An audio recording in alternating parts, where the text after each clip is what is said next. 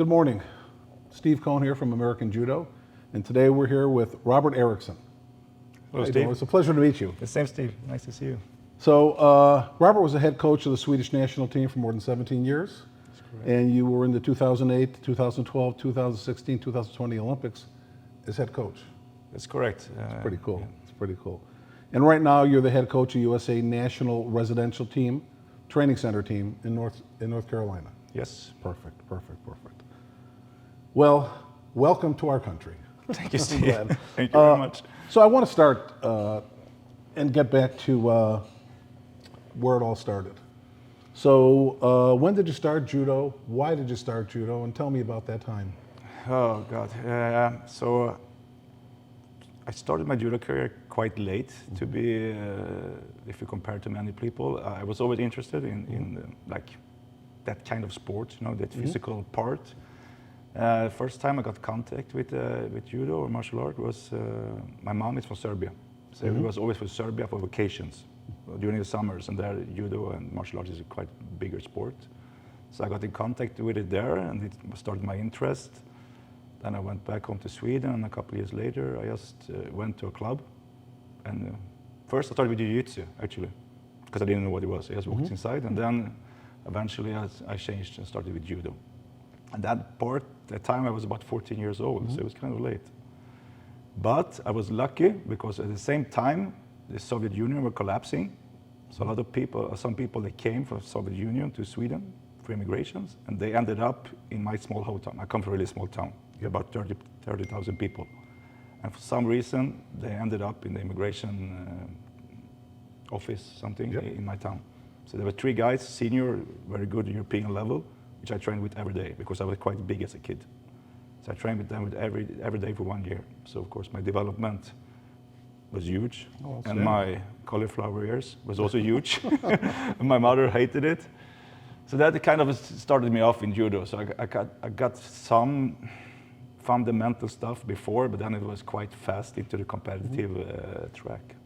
So these three guys from the Soviet Union, they were kind of instrumental in getting you going, and they trained with them every day, and they were, you know, they were nice guys, but they trained hard, you know. And they were, at that point, I was 65 kilos something, and they were 65, 71 kilos. So there was one heavyweight, 100 kilo guy. Okay.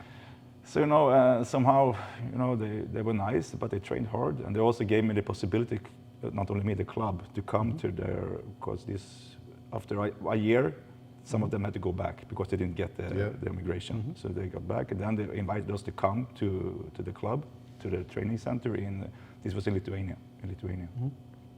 This was my first trip aboard, and the first time I went to like international competition. You know, I saw the Georgians for the first time, you know, and this was such an experience. So then I also got that connection with them, and yeah, it was a great experience. It's always for us in America, the first time we go to Europe and fight a European, you know, what's in the water here? You know, these guys are so strong. It's a big. It was a different ballgame. That's great. That was like kind of lucky for me. Otherwise, I don't think I would make that pathway I did. Was there any one person when you were growing up that you'd consider a mentor, or was it these guys? These guys, of course, but I had some coaches, of course, on the way. My first coach in that small club, he was a really good guy. He didn't know so much about judo, but he could really, you know, motivate us. Took us everywhere. It was, you know, he was going in his car, you know, every weekend to some competitions, and it was like a really great time. It really got me that, what do you say, that love for the sport, which is so important. Then when I passed on in our sports system in Sweden, of course, I met some other coaches who played a big part in my life. But so yeah, I had some people helping me at different stages in my career. What is the system in Sweden when you were younger for kids? Now, I know you started later, but there were younger kids doing judo at that time, right? Yeah, of course. The system is not that too complicated. It's like similar in most countries. You start out at some kind of club, regional level, then you get better, you do more national level, and then when you reach in US, I would say like lower high, like we get 15, 16, you can get the choice to go to a sports school. Like you move there, you live there, and you do judo on your school time, so which I did. So I moved there when I was 16. I stayed there for 3 years, and of course that was very helpful for me. What was that like? I was so motivated that time, you know, so I really loved it, you know, I loved it. I can do training, we did judo every day, we did physical training every day, and we have this group with all young athletes training together, and it was a great time of my life. And for me, it was good. It fit for me, but for many people, it doesn't fit, of course, because maybe you leave your home when you're 16, you know. You live by yourself in an apartment, you know what. Nowadays, it's a little bit better organized. Now they live like in dormitory and stuff like that. It's more organized, but at my time, it was, you know, hey, here's your apartment, you stay here. You cook by yourself, you do everything by yourself. There's a lot of things that you're worried about. But for my judo, it was very good. Because again, I was quite young in the sport.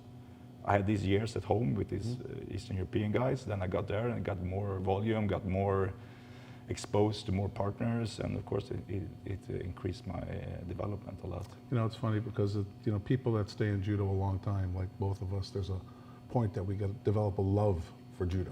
We just love it, and it's all aspects of it. It is. That's. I just wanted to know that was great. So, how did you advance competitively? Yeah, so I made like my breakthrough during that sports school. I can say like I managed to get into the national team, first the cadets, not so long time in cadets though, because I was quite old, but I was like 16, 17, so I made like, last year I was in the cadet team, then I managed the junior team. I got #1 in my weight category, and I went to some like these European Junior Cups. That was okay results, but you know, then as a young senior, I started to develop more. I went to I get access to the first team in Sweden, so I got to travel the world with them, the national team, and go all over Europe and around the world for training camps, competitions, and then I made like you call it like it's Olympic team, but not the Olympic team. Like you get support from the Olympic team to do like full time. So I got funded, like full time funded. So I did like for 5 years almost. I was fully funded.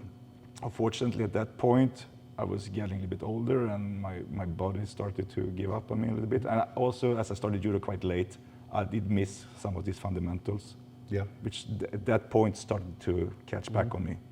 Until that, it was okay, because I could live on other things, you know. But then it started to slow down my development. So I reached an okay level. I made it some medal fights in what today is the Grand Prix and Grand Slams.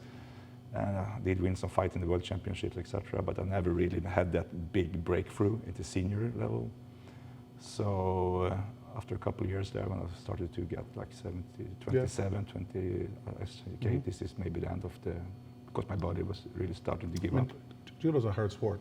It is. It's a hard sport. But it was a great experience, and I came a long way from where I started from. You know, from this small club, we had nobody before me who was in that level. You know, and I was national champion for many years, and I was traveling with national team for many years. So it was a great experience. And so, what was training like when you made the national team?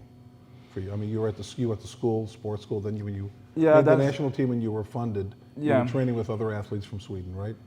No, so basically what we had at that point, we trained in our clubs, and then we traveled with the national team, and the training programs, and was given by the national team and national coaches, but then it was more or less up to us and with our clubs to deliver them by ourselves. And also many times the club coaches, same as here in the US, are not always full-time coaches. So they like to have ordinary work, they show up at night and they do what they can. They have a big heart and passion for judo, but you give a lot of responsibility to the athletes. And sometimes we did things good, sometimes we did things bad because we didn't know better, which was maybe a problem. We got injured a lot because we trained wrong, you know. But we had a decent amount of training, and it was okay, I would say. You had access to other camps throughout Europe? Yeah. We went as I was a funded athlete, I would say we did 1 or 2 camps a month. International and domestically. Like Sweden is not that a big country, but so we do like each time a month we have a national camp with everybody, and then we travel to Germany, Netherlands, wherever it gets like close, and we do international camps. So I mean, I've been in judo a long time, and I remember the switch when the European Union decided that we're going to learn to win by working together. And the whole European Union works together, and you see how they work together. And it's kind of great to see, and I'd like to see a whole lot more of that in the United States. that mentality. That is actually affecting the development. Before I left judo, in my position in Sweden, and before I left judo totally for a short while, I was in the AU coaching commission, working with this collaboration between the nations. It's really good, like, to see what they are doing, like to really prepare the European as a continent. They organize the camps, they organize trainings between each other, and it's really an open atmosphere. Everybody's always welcome to come and train, because everybody can see the beneficial of it.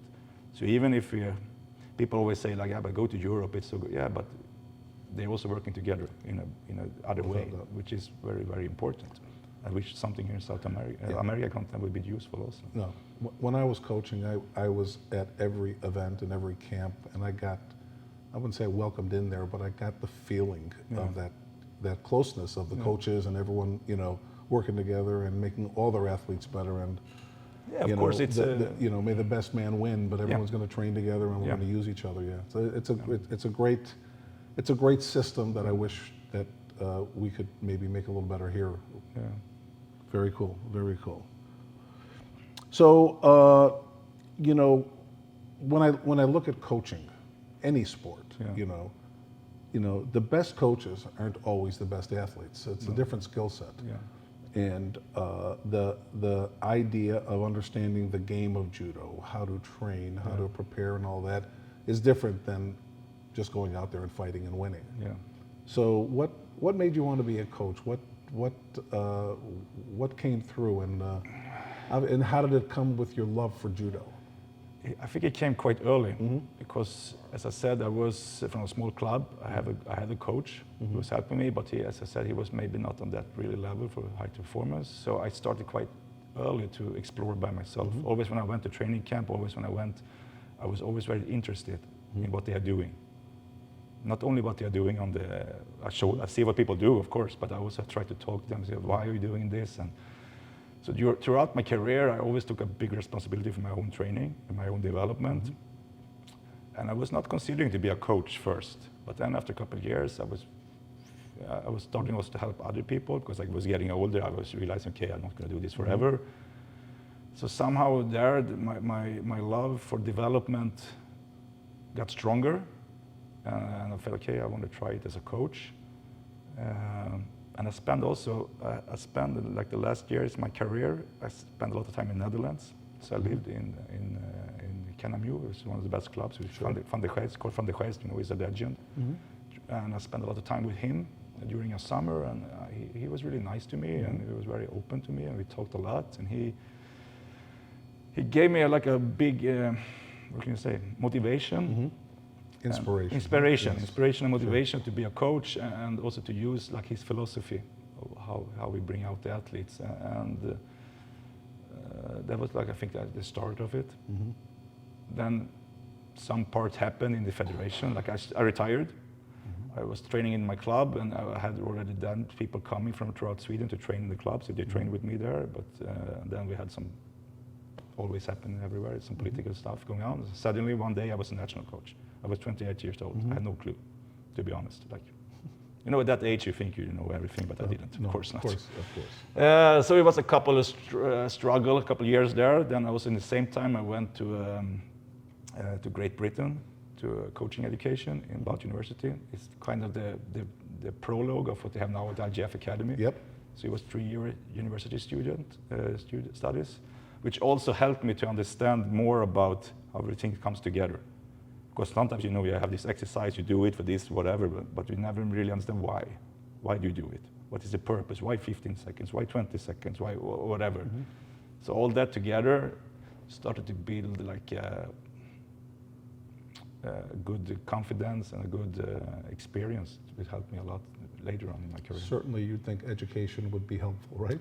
It is. It is. And also is. when I went also to sports school, I was also to another sports school, and we also learned about physical training, education, like the normal, like in general. So now when I became the coach of the Swedish team, like one of my first things I did was I started to treat it like a high performance sport. I didn't carry the judo or whatever. You had to train as a high performance athlete.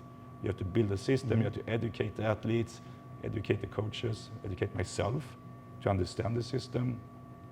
and to treat it like this, because many times people say, but it's judo, it's different. Yes, the sport itself is different, but not the way how you conduct it. Correct. You have to conduct it like it's skiing or wrestling or whatever. You have to have the same structure. To be a world-class athlete, it's got to be a world-class athlete. Yeah, you have to be, and you cannot say, we don't need that in judo. We only do this. Yeah, but you have to be an athlete. Right. You have to survive. You have to survive for 10 years. Your body has to survive for 10 years. You have to have the endurance, the strength, and also more and more the last years, you have to have the mental aspects of it, the well-being and everything. So I tried to treat it a little bit different. I put everybody on a program, like this is the program. You have to do it. They have to report back, like every week, every month they have to send me the reports, what they are doing. If you're not following the reports or the planning, sorry, you're not paid, you're not going to get funded. So yeah, that's kind of how it started. So as a head coach, you had control over the athletes and the funding and everything, okay. So that is the part, when as a head coach, Sweden is a small country, we don't have that lot of money, we don't have that many athletes, so a head coach is quite broad. In some sports, they have a head coach, then they have coaches, then they have staff, Right. In my position, I was head coach, but also coach. I had to do everything, of course. Yeah. So one part is, of course, to coach and train the athletes. The other part is to create a pathway, a system, where the athletes say, hey, you're 15 years old, you're talent, okay, this is the way you walk. You get the cadet team, junior team, development team, whatever, and depending on where you come, we put you the funding system, and so this is also the big part of these two big parts in the job, which I worked with a lot. Okay. So just did you have a staff at all, or was it just you? We had a staff. So it was me, I was full-time coach, I was full-time paid for the federation and from the Olympic Committee. And then we had an assistant coach, he was also full-time paid. We're mainly working with the cadet and junior. I work mainly with the seniors and with the performance pathway. Then we had some assistant coaches who were not full-time paid, but we paid them a little bit when they travel. So this was mainly the setup for most of the time. At some periods when we got more and more success with the team, we get more and more funding. Then we managed to sometimes to bring in more coaches to help out to some example in Olympic year, I can get an extra coach to help out to get some of my time more with the Olympic team. Sure. And then for the last years, we managed to get 3 coaches full-time. Oh, great. So we had a better system, but now I'm not sure exactly how it happened after I left. But it's hard to do alone. It is, but even if even if you, as a head coach, you're alone on the top, Without a doubt. And But I mean, so if you could delegate a little bit. Of course, because you cannot makes a big difference, because you cannot cut yourself, Right, and if you have people that share your vision, it makes it a whole lot easier. Yeah, but I was lucky to have good people to work with me. I also have a good cooperation with many of the club coaches, which is you need it. Yeah, you need it. Absolutely. You cannot, as you say, this is not a one-man show. It's not. It's not a one-man show for the athlete. You have to. You need to have a team. When everyone's on the same page, it just kind of flows a whole lot better. It makes it easier for you. Yeah. So I understand the passion it is to be a coach and the work you do and the time you spend away from your family when you do that. Yeah. And tell me what it was like in was it 2019 when one of your players got a medal in the World Championships? So. We got the medal in 2021, actually. 2021, okay. 2019, I had 2 players, 5th place in the World Championships. So it was very frustrating. So you sat down on the chair, going for the medal? Yeah, 2 times. And we had 2019 also, we had the European champion at 73 kilo, Tommy Macias. No, actually from 2013 until last year, 2023, yes. We had fighting for medals in the World Championships every time. Of course, 2021 was good because we got 2 medals. Yeah. And this was the first medals in the World Championships for men. So, of course, it was a great feeling. It was a great, what can you say, especially for athletes, Of course. They got what they deserved for many because they were there for a long time. They were high ranked. They had Grand Prix medals, Grand Slam gold medals, European Championships medals, but they never really made it in the World Championships for some different reasons. But that tournament, it all came together and they had it. Unfortunately, I would say, it was the Olympic year because they postponed the Olympic Games and everything, so everything was happening at the same time. So it didn't give us or me any real time to enjoy it. Yeah. because the day after the competition, it was back to business to prepare for the Olympic Games. And also I had some other athletes who were in the qualification process for Tokyo. So I had one athlete the last day. So we had the 2 medals. We had another guy who did well in 81 kilos, so they 3 secured the spots. We had 1 secured before. Then I had one guy just on the limit on the World Championships. The only thing he had to do was to reach the top 16. Then he will be qualified. So he reached the top 16, did what he should do, got qualified. Then we had this Serbian guy, Kukoli. He just changed to 100 kilo, starting to move in the brackets, I was like, what's happening, The only thing he couldn't do was to reach the final, because then he would drop out. And he had a really tough draw. He had the Russian, he had the Canadian guy, Shaudi is really good, and he had the Lipertiani. I said, it's okay. It's okay. He's not going to do it. And he was down by Vasari, Then you see he was win, and then he was in the final. Yeah. So my guy dropped out.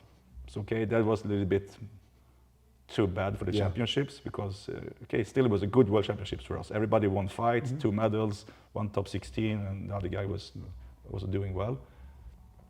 So unfortunately, that took it a little bit out, but of course it was a great experience, and I was happy for them. As you know, as an athlete, it's a completely selfish thing. Everything you do is for yourself, and as a coach, it's selfless. Yeah, everything you do is for them. And when you see all the work they put in and they win, it's a wonderful feeling. It is, because in the end, it's all about the athletes. Of course, we are the guys, we coaches, support. We are part in the puzzle. Yep. Sometimes we put the puzzle for them, but in the end, it's they have to deliver it. So, and I think this is also important to understand, because as a coach, an athlete, a family member, or whatever, friends, I always say like 90% is always to the athlete. When they win, 90% of the glory is there. The rest of the 10% is for everybody else. Right. It cannot be the opposite. Right. Because this is what it has to be, and everybody must accept that. Sometimes people want to, but it was because of what. It doesn't matter. No, the athlete did a job. Right. Right. They deserve it. So that's always been my philosophy also. Yeah, it's always the athlete. Yeah. Always the athlete. Yeah. It's fun to be a part of it, right? It's fun to be a part of it. Sometimes it's a challenge to be a part of it, especially when they lose. Without a doubt. Especially when people losing, then it's always the coach. This is also part of the game. Right. You must handle that. Right. But it's what we do it for, those moments, right? Yeah. Where we see the athletes finally, get the success that we've worked so hard, and we see how hard they train. Yeah, it is. Yeah. And it doesn't have to be like a world champion medal or Olympic medal. I have some athletes who never reached that far, but they did such a progress from where they started at. Right. I always say that, it's very easy when you have success, that people start to take it for granted. Right. It even happened to us in Swedish, like for the federation, everybody started, you're going to win some medals. I said, we're not going to win some medals. You never know. The guys we are fighting, they're not there for fun, So I said, every time we win a medal, it's a present. Because you can never say, okay, we're going to go to this tournament, we're going to win these medals. Yeah.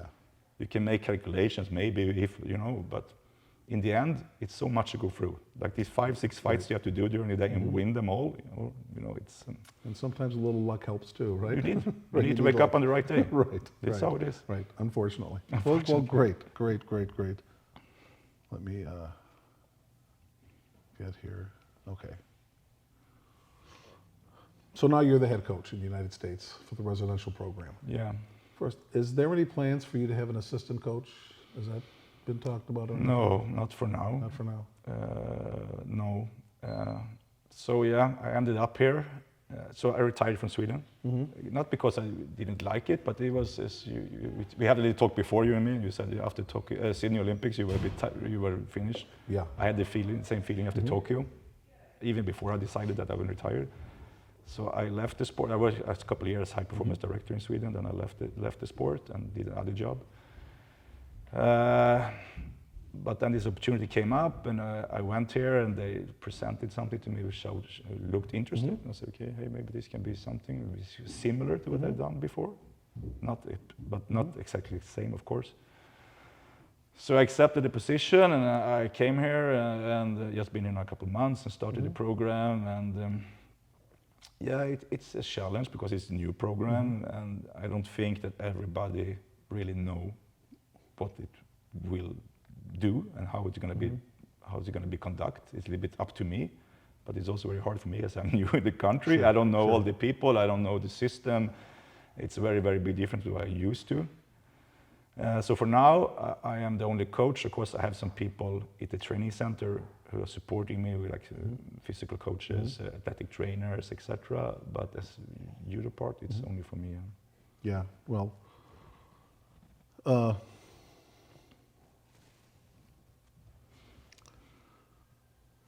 what is your plan for recruiting athletes? Yeah, that is one of the issues that I have. First of all, like I'm not really used to recruiting. You know, that doesn't. As I had coached my previous job, I never recruited athletes. So I mean, the United States is a whole different It is, landscape, and I a different didn't- mentality, And to be honest, Steve, I didn't really realize that Yeah. when I came here. This was not really clear for me that I had to recruit people really, and also for me it's very hard to recruit because I don't know the athletes.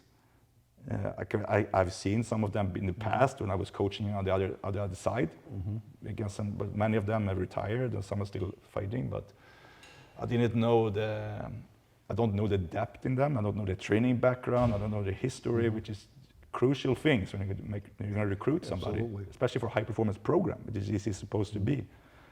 So what I've done since I came is I tried to travel a bit around the country to go to some clubs, to meet some athletes, meet some coaches, see how they conduct their training, see how the level are in training and how their attitude are. And also I went to some competitions, like national competitions, to see a little bit. But in the end, it's hard to make a good decision if you don't spend, you know that as a coach also, you know, you have to spend time with them to see if they're... Without a doubt. Yeah, so what happened is like there is like people have to apply, then we accept them, and now we accept them, which is also a hard process for me. Hopefully for the future we can make it better.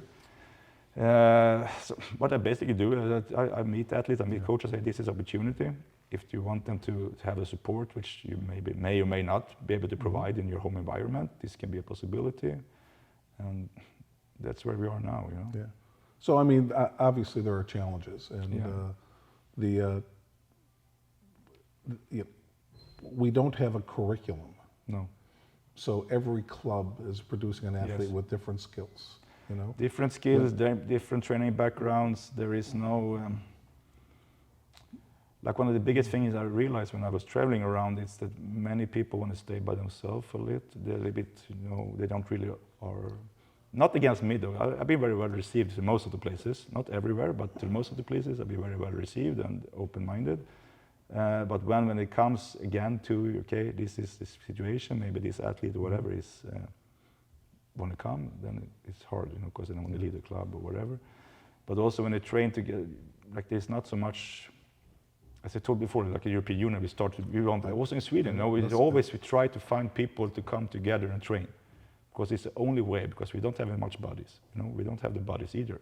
So we have to find, everybody's always trying, you know, okay, this Tuesday we go to this club, this Wednesday we go there, every Wednesday, like example in the big cities in Sweden, like every Tuesday and Thursday, they have always joint render trainings, which everybody can come, and here it's not really... Whenever I give a clinic, I always give the same speech. The European Union is strong because they work together. Yeah. You know, for us to be strong, we have to work together. So I see that challenge, and I hope that we have it all over too. We see kids that are at certain clubs that are getting better, but they don't move on. And no, because it's about. It depends on what you want. For me, it's important to have athletes who last for a long time. Sure. But they want to reach a senior. For me, it starts when you get to a senior level. The way before the cadets, the juniors, it's development places, you know. It's good if you can win some results or whatever, but it's not really necessary. As long as you're there, you're doing the job. But it doesn't make sense if you win a medal as a cadet or junior, and then as senior you stop. What are you going to need that medal for? It doesn't help you. It doesn't help USA Judo, it doesn't help the athlete, really, it doesn't help anybody. This way, the only way to make people advance, they need to change the environment. Yeah. It's not because the coaches are bad, or it's not because it doesn't always the case, because you reach different stages in your life. if I look back in history for myself and also for athletes, like I see most of them, they change the environment 2 to 3 times because they have to go to school somewhere, maybe they went some other where. Sure. And every time they made this change, they had a progress in the development because you get a new environment, you get new training partners, you get new coaches, you can maybe give you some different perspective, but you still have the past with you. Sure. It's still important. But if you, it's no other sport, I think, you start, for example, football. You don't start football as a 7-year-old kid, you stay in the same club. Yeah. With the same coach the whole time. That doesn't happen, you know. Yeah. You always have to have a progress. Absolutely, absolutely. And I think every country, every system is different. Everybody has a problem, everybody has the issues. But I think that those countries who has a good system, not only judo, in other sports also, right. because also in Sweden I worked with other sports. But what happened is the people, they accept the system. They maybe don't like it, but they accept it and they can work with it because they can see in the end, if my athlete from my small club make it, they still come from my club. It's still going to be good for my club. Of course. And on that point, I think there is maybe more to change here. It should be like school, right? You go from one grade to the next, and the teacher, kindergarten teacher to first grade, everyone gives you a little bit as you grow and you go up each level. And also you need, again, it's not about if you're a good or bad coach, because you can be good and bad at different things. Sure. As we talked a little bit earlier today, you and me, I say, like, there's difference between coaches and teaching. You know, teaching. For example, in my position, I'm a good coach because I have a understanding, I have the experience, I have understand the pathway for high performance in all areas, not only judo. But I can tell you, there's a lot of coaches or instructors that are way better than me to teach judo. Yeah. Because normally when I work with athletes, I don't teach them really judo. I try to take what they have, they come to me with something, I try to make it as efficient as I can for them and try to develop what they have. This is also important to understand and accept. For me, it wouldn't be maybe useful to hire me as a club coach, for example, because I would probably mess it up now. But you must also understand and accept your position in the system. If you are on the head coach position, for example, it comes with a responsibility, but it's also limiting a little bit what you can do. But if you are on another part in the system, an assistant coach or a club coach, okay, this is what you can do, what you can give. And I many times say this is like the biggest challenge is the club coaches, because they have to get the kids, they have to get them motivated, they have to teach them the fundamental. That is hard. That's a hard job, you know. And they should take pride in that, but also accept that that's what they're good at. And then when they reach another level, maybe it's not for them anymore. And then maybe they should keep that to give more kids coming up the system. Because as soon as you get an athlete to get a little bit better and get, they take a lot of time. They take a lot of time, you have to travel with them. The truth is, if we don't have good beginning coaches, your job doesn't exist. Right, it doesn't exist. So working from the bottom up is the way, the best way, in my opinion. And I believe that wholeheartedly, and supporting those beginning coaches and giving them, giving them and also giving them the feedback, like, okay, this is what you in the end have to reach. If you want a top level athlete, okay, you have to have this base knowledge. Right.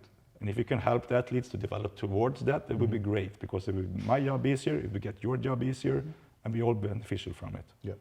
And I'm also always been very,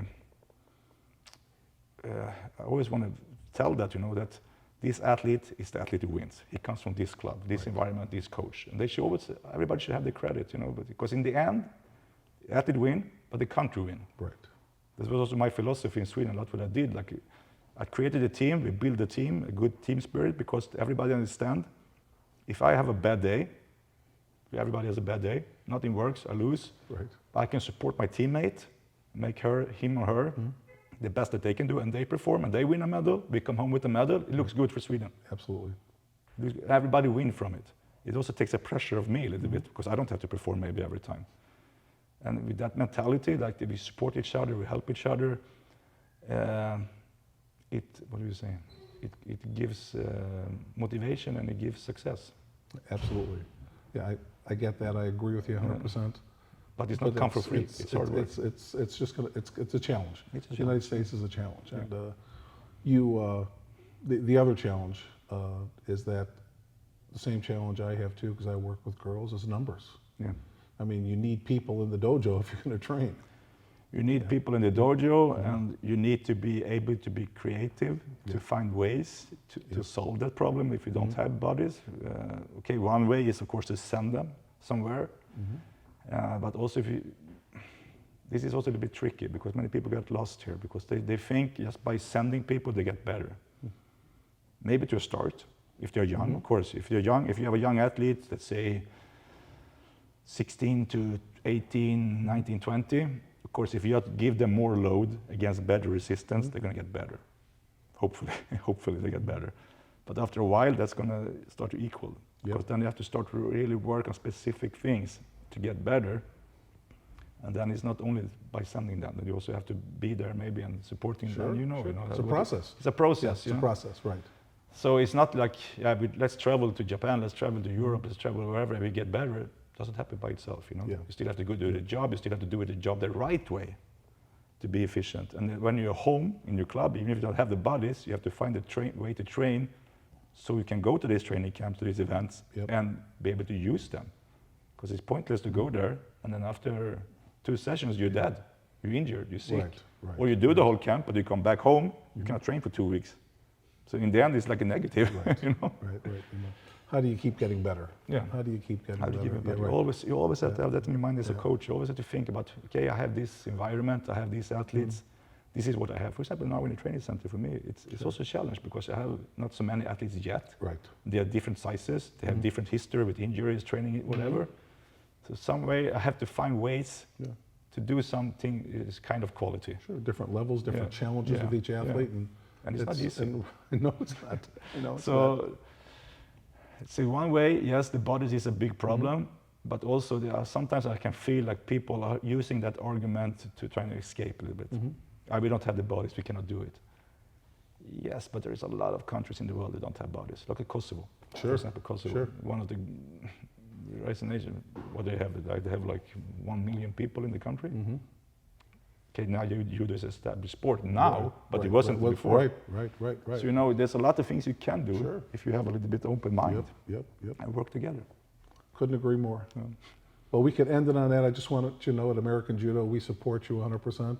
Thank you. Anything we can do and work together, we definitely want to do that with you. That's good. I'm happy to be here and meet you and have a Thanks so lovely much, Robert. discussion. Enjoyed Thank you very talking to much. you. Thank you, Steve. Bye-bye.